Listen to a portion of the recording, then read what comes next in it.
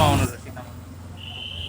হ্যাঁ, এখানে কুস্কুর রাস্তার মাথায় আমরা আগে দেখতাম অনেক যানজট ছিল এখানে, মানে তিন রাস্তার মুখ।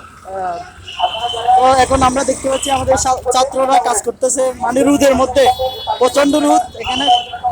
ছাতাও নেয় নাই, মানে হাতের মধ্যে ছিল আর কি, যেটা ট্রাফিক আইনের জন্য করা দরকার।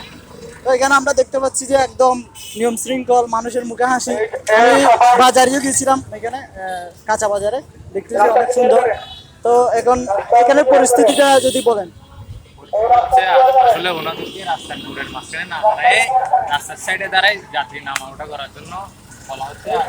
ট্রাফিক আইন যেন অমান্য না করে তাদেরকে সেটা বলা হচ্ছে। রাস্তার মাঝখানে যেন না দাঁড়ায়। তারা কি শুনতেছে আপনাদের কথা? কেউ শুনে না, কেউ রাগ করে চলে যায়, আবার কেউ বকা দেয়, সেরকম আর কি। যাদের ইচ্ছে তারা শুনতেছে, যাদের নাই তারা আমাদের ছাত্র সমাজ যেহেতু সহনশীল, তাদের বুঝাই বললে ঠিক হয়ে যাবে, যেহেতু বাঙালি জাতি বুঝবে। ঠিক আছে, ইনশাল্লাহ ভালো হয়ে যাবে ওরা। আইন ওদের আর আগে আইন যেরকম ছিল সেরকম হয়ে যাবে ইনশাল্লাহ। ভালো থাকে। আসসালামু আলাইকুম।